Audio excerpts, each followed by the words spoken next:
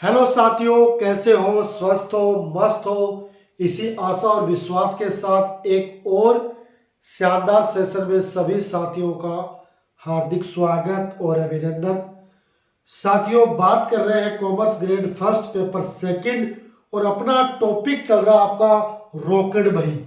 Rocket भाई से related, क्योंकि रॉकेट भाई अपनी सहायक पुस्तक है और सहायक पुस्तक होने के नाते एक क्लासेज है वो कंप्लीट हो चुकी है। जिन साथियों ने अभी तक उन क्लासेज को ज्वाइन नहीं किया है उन सब से मैं आग्रह कर दूं कि तमाम क्लासेज के जो लिंक है वो आपको वीडियो के डिस्क्रिप्शन में मिल जाएंगे, वहां जाएं और उन जितने भी सेशन है उनको ज्वाइन करें। इसके अलावा आपके इस परिवार पर, इस ऑनलाइन प्लेटफॉर्म पर हमने स्कूल लेक्चरर के नाम से एक प्ले लिस्ट भी बना रखी है, तो उस प्ले लिस्ट के माध्यम से भी आप तमाम जितने भी सेशन हुए हैं आज तक, लगभग 80 प्लस सेशन हो चुके हैं, उन सेशन को आप ज्वाइन कर सकते हो, देख सकते हो। साथियों, आपको वही चीज बताई जा रही है जो आपके एग्जाम में आ सकती है, मे बी पॉसिबल। उसी पाठ्यक्रम के अकॉर्डिंग पहले अपन पाठ्यक्रम के अकॉर्डिंग डिस्क्रिप्टिव पढ़ेंगे और उसके बाद लगभग 10,000 प्लस आपके MCQ क्वेश्चन है वो इस ऑनलाइन प्लेटफॉर्म पर आपको हल करने को मिलेंगे। तो निश्चित रूप से टारगेट बड़ा है और टारगेट बड़ा है तो इरादे भी बड़े ही होने चाहिए। इरादे मजबूत कीजिए और जुड़िए हमारे साथ इस शानदार सेशन में, ताकि हम आपको बढ़िया से बढ़िया जो मैटर है वो उपलब्ध करवा सके।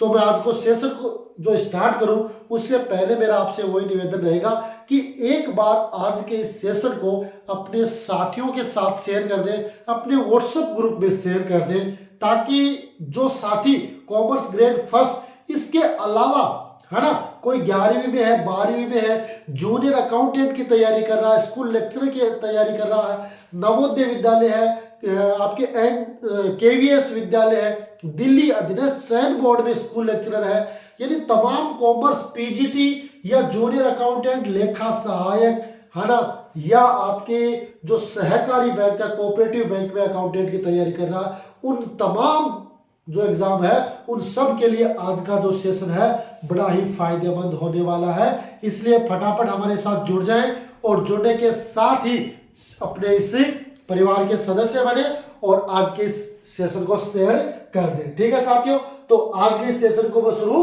कर रहा हूं। तो सबसे पहले अपन बात करेंगे आज के सेशन में रॉकेट भाई के एडवांटेज, है ना। पिछला जो सेशन हुआ था उसमें अपन ने जाना था कि भाई रॉकेट भाई की परिभाषाएं क्या होती है, एडविन मुद्रो ने क्या कहा था, सिक्कों के बारे में क्या कहा था। इसके अलावा यह भी बात हुई थी कि रॉकेट भाई है वो आपकी मुख्य पुस्तक या प्रधान पुस्तक भी है और साथ में सहायक बही का काम भी करती है ना। इसके अलावा ये प्रारंभिक पुस्तक भी है और खाता बही का भी काम करती है। प्रारंभिक पुस्तक इसलिए क्योंकि इसमें प्रारंभिक प्रविष्टियां की जाती है और खाता बही इसलिए क्योंकि आपके कैश और बैंक का बैलेंस निकालने के बाद उसका बैलेंस से आगे तलपट में ट्रांसफर होता है और फिर आगे बैलेंस शीट में ट्रांसफर होता है। तो इसलिए इसकी उपयोगिताएं भी है। उपयोगिताएं क्यों कि सहायक बही है उसके हमेशा ध्यान रखना, रॉकेट बही के हमेशा दो पक्ष होते हैं, डेबिट और क्रेडिट, जबकि और सहायक बहिया है चाहे आपकी परचेज बुक हो, परचेज रिटर्न हो, सेल्स बुक हो, सेल्स रिटर्न हो, बिल रिसीवेबल, बिल पेबल, उन सब में एक ही पक्ष होगा, या तो डेबिट होगा या क्रेडिट होगा। लेकिन आपकी रॉकेट बही एक ऐसी है जिसके दोनों पक्ष होंगे, डेबिट और क्रेडिट, है ना। तो इन पॉइंटों पर अपन ने पिछले सेशन में बात कर ली थी। आज के सेशन में स्टार्ट करेंगे सबसे पहले रॉकेट बही के लाभ, है ना। तो क्या एडवांटेज है रॉकेट बही के? तो पहला है कि रॉकेट बही, है ना, यदि रॉकेट बही रखी जाती है तो बही खाते में अलग से रॉकेट खाता खोलने की आवश्यकता नहीं होती है।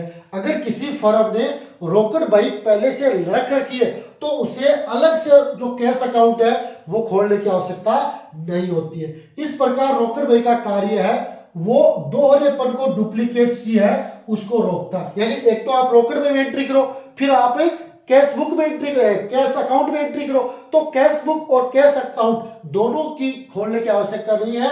एक के माध्यम से ही आप इस काम को आसानी से कर सकते हो। तो दोहरेपन की जो आवश्यकता थी उसको कम करती है और आपको अलग से खाता खोलने की आवश्यकता नहीं होती है। नंबर दो खानों वाली रोकड़ बही में रोकड़ी व्यवहारों के साथ साथ बैंक व्यवहारों का भी लेखा किया जाता है। क्या होता है? दो खानों वाली रोकड़ी बही, है ना, क्या कहते हैं, यहां इसको डबल ना कहके टू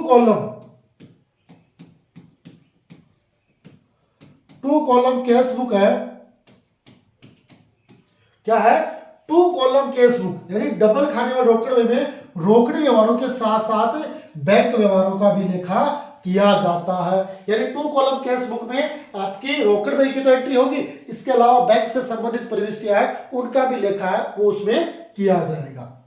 ठीक है, आगे देखते हैं। तीसरा पॉइंट क्या कह रहा है कि रोकड़ बही रखने से खाता बही का भार कम हो जाता है ना। रोकड़ बही रखेंगे तो जो आपकी लेजर है, खाता बही है, उसका भार है कम, यानी भार का मतलब यहाँ वेट से नहीं, काम से, कि वहां का जो काम है वो कम हो जाता है, क्योंकि फिर पृथक से रोकड़ खाता और बैंक खाता की आवश्यकता नहीं होती है। क्योंकि अपन ने रोकड़ बही रख ली तो अलग से आपको कैश अकाउंट और बैंक अकाउंट है वो रखने की आवश्यकता नहीं पड़ेगी, और नहीं पड़ेगी तो अपना काम है वो थोड़ा सा कम हो जाएगा, इजी हो जाएगा। ठीक है, तो ये बात हो गई। चौथा पॉइंट क्या कहता है? प्रतिदिन की रोकड़ प्राप्ति और भुगतान की सुविधा उपलब्ध कराता है ना। इसलिए इसको अपन क्या कहते हैं? दैनिक बही भी कहते हैं। इसीलिए इसको दैनिक बही भी कहते हैं। क्यों? क्योंकि प्रत्येक दिन की आपने कितनी रोकड़ प्राप्त की है और कितने का भुगतान किया गया, इसका लेखा अपने को वहां पर मिल जाता है कि भाई इतनी अपन ने प्राप्त की और इतनी आज के दिन भुगतान की, और उसके बाद अपन क्या मिला लेते हैं? बैलेंस मिला लेते हैं रोकड़ का, कि भाई रोकड़ का इतना बैलेंस हमारे पास शेष रह गया है। ठीक है, तो ये बैलेंस कब पता चलेगा? जब अपन रोकड़ प्राप्ति के लिए और भुगतान के लिए रोकड़ बही तैयार करते हैं। ठीक है, ओके, यहां तक। आगे देखें, आगे देखते हैं। आगे 5 नंबर क्या है कि यह व्यवसाय के रोकड़ तथा बैंक शेष का तुरंत पता लगाने में भी सहायक होता है। ये क्या करती है? जो व्यवसाय होती है, जो फर्म होती है ना, है ना, जो फर्म होती है ना, उसका रोकड़ शेष और बैंक शेष का तुरंत पता, क्योंकि बही कौन सी है? बही आपकी दैनिक बही है, इसलिए इसकी जानकारी अपने को आसानी से उसी समय उपलब्ध हो जाती है। तो ये भी इसका एक एडवांटेज होता है कि भाई तुरंत हमें पता लग जाता है। 6 नंबर क्या है कि रोकड़ बही का शेष प्रतिदिन के अंत में निकालकर उसे हाथों हाथ ही रोकड़ से मिला लिया जाता है। ये दोनों शेष बराबर होने चाहिए, है ना। रोकड़ बही का प्रतिदिन का शेष है वो निकालकर मिला लिया था हाथ का, यानी केस में अपने हाथ में कितने, है ना, हाथ में कितने, हाथ की राशि का मतलब क्या है? केस हमेशा कैश इन हैंड माना जाता है। इसलिए अपन जब बैलेंस शीट तैयार करते हैं तो नगद रोकड़ को क्या लिखते हैं? कैश इन हैंड, और बैंक में होता है उसको क्या लिखते हैं? Cash at bank. हाथ में है, गुल्लक में है, उसको भी हाथ में ही बताएंगे। और जो बैंक में है तो कैश एट बैंक या cash in bank, cash in bank में लिख सकते हैं। ठीक है, तो ये दोनों से है उसका पता हमें आसानी से चल जाता है। ठीक है, बढ़े आगे। अब देखो बात करेंगे आज के सेशन में एक महत्वपूर्ण चर्चा कि भाई रोकड़ खाता और रोकड़ में क्या अंतर है ना।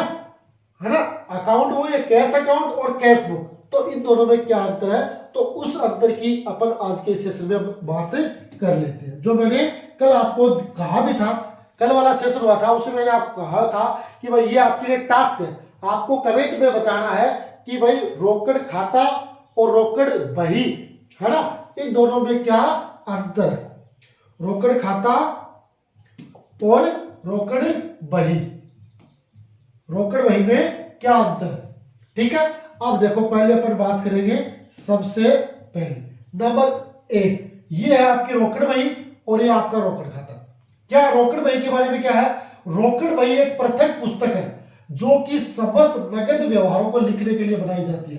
समस्त नगद व्यवहारों को लिखने के लिए रोकड़ बही बनाई जाती है, जबकि रोकड़ खाता बही में बनाए गए विभिन्न खातों में से एक खाता है ना। एक खाता बही में से जो खाता बही में जितने भी जो खाते बढ़ेंगे ना अपने, खाता बही का मतलब क्या, जनरल एंट्री करते हैं, उसमें जितने भी खाते हैं राम, मोहन, सोहन, दिनेश, अभिषेक, सुरेश, ब्याज, कमीशन है ना, इंटरेस्ट है, इसके अलावा संपत्तियों से रिलेटेड जितने भी जो खाते हैं है ना, तो खाता में भी जितने भी खाते बने ना, उनमें से बनाया जाने वाला एक खाता माना जाता है। ठीक है, तो इसमें रोकड़ बही में समस्त नगद व्यवहार है उसकी एंट्री की जाती है, जबकि रोकड़ खाता है वो खाता बही में बनाए गए विभिन्न खातों का एक प्रकार है, उन्हीं खातों में से एडजस्ट किया जाता है। ठीक है, 2 नंबर क्या है, यह समस्त व्यवहारों की प्रारंभिक प्रविष्टि पुस्तक है। जितने भी जो व्यवहार है उनकी प्रारंभिक प्रविष्टि पुस्तक कौन है, रोकड़ बही। और इसी से खाता बही के विभिन्न खातों में खतौनी भी की जाती है। जो आपकी रोकड़ बही है ना, जो रोकड़ बही की सहायता से ही विभिन्न खातों में खतौनी भी की जाती है। ठीक है, अब रोकड़ खाता क्या कहता है, यह खाता बही में बनाया जाता है तथा इससे जर्नल से खतौनी की जाती है ना।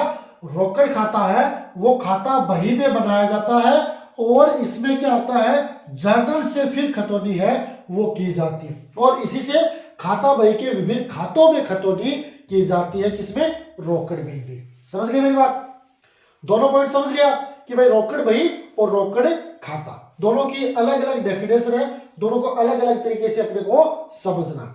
ठीक है, 3 नंबर क्या कहता है कि नगद व्यवहारों का रोकड़ बही में लेखा किए जाने की दशा में खाता बही में रोकड़ खाता बनाने की कोई आवश्यकता नहीं होती। क्या कह रहा है कि नगद व्यवहारों का रोकड़ बही में लेखा किए जाने की दशा में खाता बही में अलग से अपने को रोकड़ खाता है वो बनाने की आवश्यकता नहीं है। अगर अपन ने पहले ही रोकड़ बही बना ली है ना, नगद व्यवहारों के लिए रोकड़ बही बना ली है, तो खाता बही के में जो कैश अकाउंट दे रखा है उसके लिए अलग से कैश बुक है बनाने की आवश्यकता नहीं पड़ती। जबकि ये क्या कहता है रोकड़ खाता कि भाई नगद व्यवहारों का जर्नल में लेखा किया जाने पर खाता बही में रोकड़ खाता बनाना अनिवार्य। क्या है कि भाई नगद व्यवहारों का अगर अपन ने जर्नल में लेखा कर दिया है ना, तो अपने को क्या करना पड़ेगा, रोकड़ खाता बनाना है वो अनिवार्य है। वहां पर फिर ये नहीं देखा जाएगा कि अपने को ये खाता बनाना है या नहीं बनाना। अगर जनरल में कैश अकाउंट दे रखा है तो हमें रोकड़ अकाउंट है वो बनाना पड़ेगा। ठीक है, तो ये अंतर आ गया रोकड़ खाते का। और लास्ट चौथा अंतर क्या है कि इसमें किसी भी व्यवहार के दोनों पक्षों का लेखा होता है ना, इसमें किसी भी व्यवहार के दोनों पक्षों का लेखा होता है। इसमें किसी व्यवहार के केवल एक ही पक्ष का यानी रोकड़ का ही लेखा किया जाता है ना। इसमें दोनों का मतलब कि भाई कई बार क्या होता है, जो कॉन्ट्रा एंट्री होती है तो दोनों पक्षों का लेखा है वो आपका रोकड़ बही में किया जाएगा।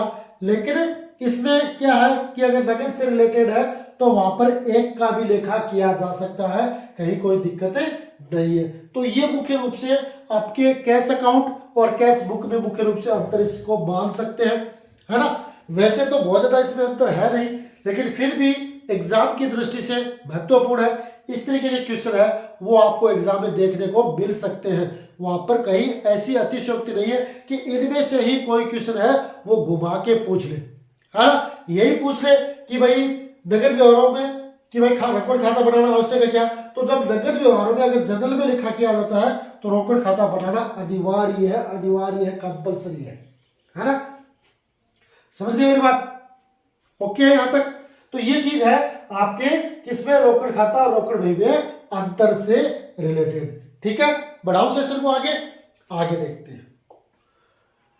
अब आता है रोकड़ बही के प्रकार, है ना, काइंड्स ऑफ कैश बुक। क्या क्या रोकड़ बही के प्रकार है उस पर अपन बातें करते हैं। नंबर 1 पहला प्रकार है साधारण रोकड़ बही या एक खाने वाली रोकड़ बही, है ना, वन कॉलम कैश बुक। दूसरी होती है आपकी बट्टे के खाने सहित यानी रोकड़ बही या द्विस्तंभीय रोकड़ बही, यानी जो आपकी द्विस्तंभीय रोकड़ बही होगी उसमें कैश और डिस्काउंट दोनों कॉलम उसमें होंगे। और तीसरी है बट्टे तथा बैंक खाने सहित रोकड़ बही या त्रिस्तंभीय रोकड़ बही। तो कुल मिलाकर आपकी 3 रोकड़ बही होगी, साधारण रोकड़ बही, दूसरी द्विस्तंभीय रोकड़ बही, तीसरी आपकी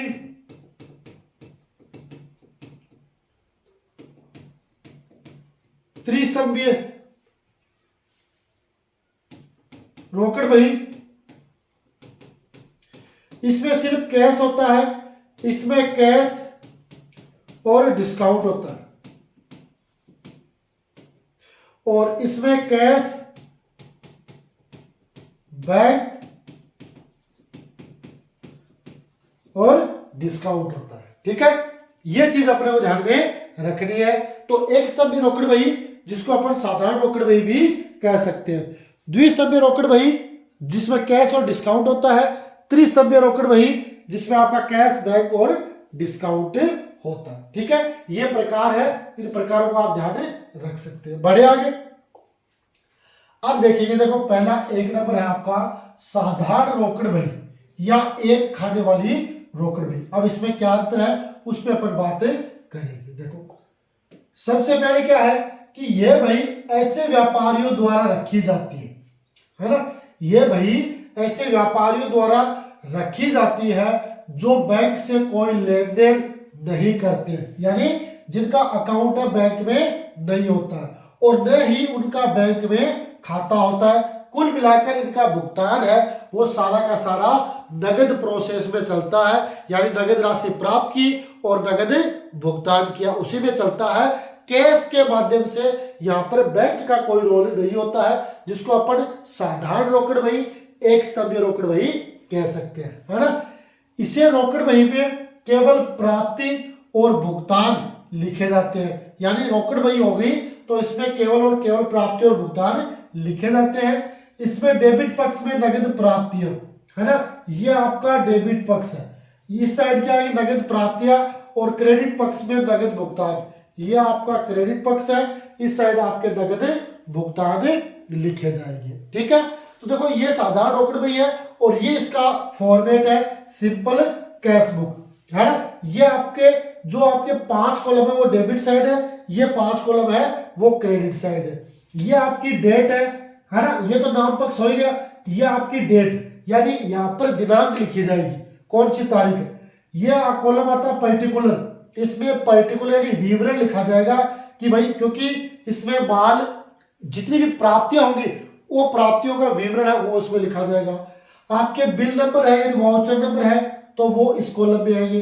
लेजर फोलियो यानी खाता पर संख्या है तो वो इसमें आएंगे, और फिर जो भी अमाउंट होगी वो इसमें लिखी जाएगी। ये तो हो गए 5 कॉलम डेबिट साइड। फिर 5 कॉलम है वो क्रेडिट साइड होंगे।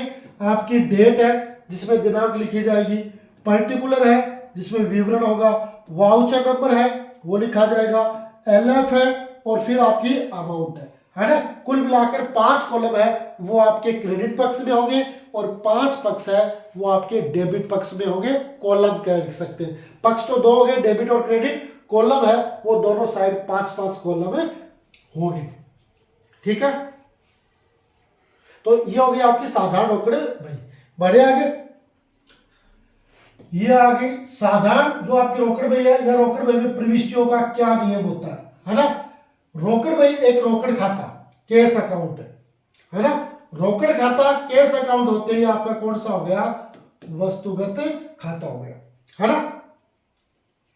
वस्तुगत कह दो या वास्तविक कह दो, रोकड़ बही एक खाता है या कैश अकाउंट है। रोकड़ खाता एक वास्तविक, है ना, वस्तुगत कह दो या वास्तविक खाता भी कहते हैं, वास्तविक खाता, वस्तुगत या वास्तविक। इंग्लिश में तो दोनों का नाम एक ही है, इंग्लिश में दोनों का नाम एक है, रियल अकाउंट, है ना।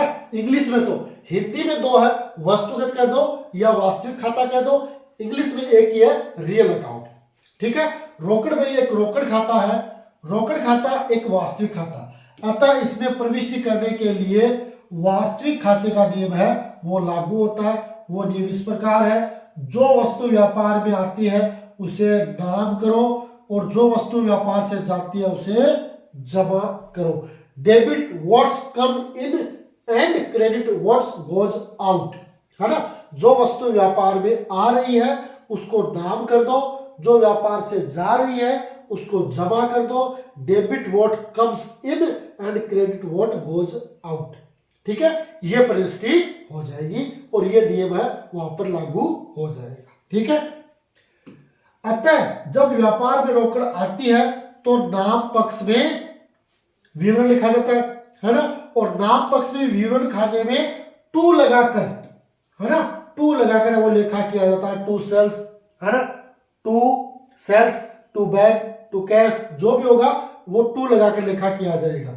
और जब व्यापार से रोकड़ जाती है, जब व्यापार से पैसा जाता है, व्यापार से रोकड़ जाती है, तो जमा पक्ष में विवरण के कॉलम में बाई लगाकर लेखा किया जाता है ना। जमा पक्ष में बाई लगाकर लेखा किया जाता है। बाई सेल्स, बाई परचेज, है ना, बाई कमीशन, बाई इंटरेस्ट, है ना, बाई कैश, बाई बैंक, ये सारे बाई लगाकर, ये किस साइड, जमा पक्ष, यानी इसको क्या कहेंगे, क्रेडिट पक्ष।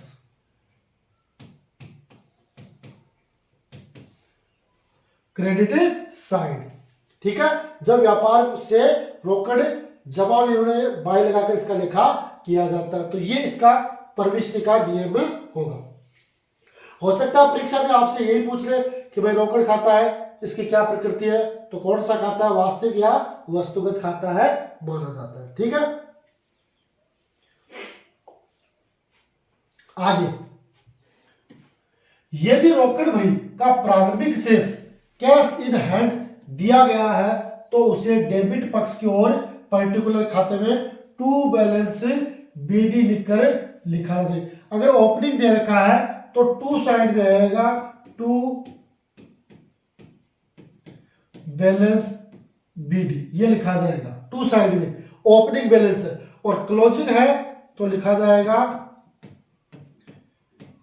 बाई बैलेंस सीडी, ये क्रेडिट साइड और ये डेबिट साइड। ठीक है, तो क्या लिखेंगे, टू बैलेंस सीडी और इधर बाई बैलेंस सीडी लिखकर इसकी एंट्री की जाएगी। ठीक है, समझ गए मेरी बात, तो छोटी सी बात है, ये आप समझ गए होंगे। बढ़े आगे, आगे देखो आती है आपकी साधारण रोकड़ बही से खाता बही में खतौनी, है ना, आपकी साधारण रोकड़ बही से फिर खतौनी होगी आगे की प्रोसेस। तो इसमें क्या होता है कि भाई खाता बही में रोकड़ खाता खोलने की आवश्यकता नहीं होती। खाता बही में रोकड़ खाता वो खोलने की आवश्यकता नहीं होती है, क्योंकि हमने ऑलरेडी रोकड़ बुक है या रोकड़ बही है वो खोल रखी है। रोकड़ बही ही रोकड़ खाते का काम है भी करती है ना। जब अपन ने रोकड़ बही खोल रखी है तो दोबारा रोकड़ बही खोलने की क्या आवश्यकता है ना, तो वो रोकड़ का काम करती है। एक पक्ष की खतौनी तो रोकड़ बही में ही हो जाती है, दूसरे पक्ष के खाते की खतौनी खाता बही में संबंधित खाता खोलकर करनी चाहिए। जैसे मान लो माल खरीदा, है ना, तो नगद माल खरीदा तो परचेज अकाउंट या टू कैश, है ना, तो जो कैश है वो तो अपन ने आपकी जो कैश बुक है उसमें एंट्री कर दी बाई परचेज, है ना, तो वहां पर अपने को रोकड़ खाता खोलने की आवश्यकता नहीं है। लेकिन जब परचेज का अकाउंट तैयार करेंगे, है ना, तो परचेज का अकाउंट तैयार करेंगे तो उसमें क्या लिखेंगे, टू कैश, है ना, परचेज का अकाउंट तैयार करेंगे तो उसमें लिखेंगे टू कैश। और अगर परचेज में अपन ने उधार खरीद लिया, खाते की बात कर रहा हूं मैं, सहायक बही में, सहायक बही जो क्रय बही होती है उसमें तो नगद आता ही नहीं, उसमें तो उधार ही आता है। अपन खाता बही से खतौनी करके जो खाते बनाते हैं पर्टिकुलर, उसमें अगर बात आती है तो वहां पर, ठीक है, तो संबंधित खाता खोल के करनी चाहिए। इसके लिए रोकड़ बही के प्राप्ति पक्ष में जिन खातों के नाम दिए गए हैं उन सब को क्रेडिट किया जाएगा, क्योंकि वो वे लेन देन होते हैं, है ना, क्योंकि वो, है ना, क्योंकि वे लेन देन है, अतः रोकड़ प्राप्ति खातों के क्रेडिट के बाई कैश लिखकर दोहरा लेखापूर्ण किया जाता है ना। जैसे मैंने आपको बता दिया अभी कि भाई माल खरीदने से है तो वो क्या लिखेंगे, रोकड़ में क्या लिखेंगे, भुगतान किया है, तो भाई परचेज में क्या लिखेंगे, बाई कैश, ये तो लिखेंगे ना। तो वहां पर वो लिखकर जो दोहरा लेखा प्रविष्टि का जो नियम है क्या कहती है कि प्रत्येक सौदे की एंट्री वो कितने पक्षों में होगी, दो पक्षों में होगी, तो उन दो पक्षों वाले नियम को फॉलो किया जाता है। ठीक है, आगे देखते हैं। फिर क्या कह रहा है कि जिन खातों के नाम भुगतान पक्ष में दिए गए हैं उन्हें डेबिट करना है। जिन खातों के नाम है वो भुगतान पक्ष में दिए गए हैं उन्हें डेबिट करना पड़ेगा क्योंकि वो रोकड़ पाने वाले हैं, है ना। अतः रोकड़ भुगतान वाले खाते के डेबिट पक्ष में टू कैश है लिखकर दोहरा लेखापूर्ण किया जाता है। अपन बात कर रहे हैं जो खतौनी में सहायक खाते तैयार करते हैं, है ना। तो जिसको अपन ने भुगतान किया है उसके क्या करेंगे, नाम पक्ष में लिखेंगे टू कैश, यह भुगतान हो गया कि भाई उसको अपन ने भुगतान कर दिया, ठीक है। समझ गए मेरी बात। बढ़े आगे। आगे आती है आपकी 2 नंबर, बट्टे खाने सहित रोकड़ बही या द्विस्तंभीय रोकड़ बही, है ना। बट्टे खाते यानी इसमें आपका डिस्काउंट होगा, और डिस्काउंट के बारे में मैं आपको कई बार बता चुका हूं कि भाई डिस्काउंट है वो 2 तरीके के होते हैं आपके। एक तो होता है आपका कैश डिस्काउंट और एक होता है ट्रेड डिस्काउंट। कैश डिस्काउंट है वो नगद बिक्री को बढ़ाने के लिए दिया जाता है, जबकि आपका जो ट्रेड डिस्काउंट है वो उधार बिक्री को बढ़ाने के लिए दिया जाता है, यानी बिक्री को बढ़ाने के लिए मान सकते हैं अपन कि भाई कैश डिस्काउंट में क्या होता है कि अगर हम किसी को कैश डिस्काउंट देते हैं तो वो जल्दी भुगतान करता है, और जल्दी भुगतान करता है तो फर्म को ये फायदा है कि उनको राशि जल्दी प्राप्त हो जाती है ना। इसलिए कैश जो बट्टा है वो दिया जाता है, और उधार बट्टा है वो ज्यादा से ज्यादा माल बेचने के लिए दिया जाता है। लेकिन यहाँ पर रोकड़ बट्टा है ना, रोकड़ बट्टा होगा तो वो माल बेचने के लिए नहीं, नगद राशि प्राप्त करने के लिए दिया जाता है। तो इसमें क्या है, अपने ग्राहकों को एक निश्चित अवधि के अंदर भुगतान करने पर कुछ रकम की छूट दी जाती है ना, कि भाई 5 दिन में, 7 दिन में, 10 दिन में पेमेंट कर देगो तो 5% या 2% की छूट मिल जाएगी। तो मान लो 10,000 रुपया ही, 10,000 को 2% बात करा तो कितना होगा भाई, 200 रुपया की तो छूट मिलेगी ना, तो उसको 9800 का पेमेंट करना पड़ेगा।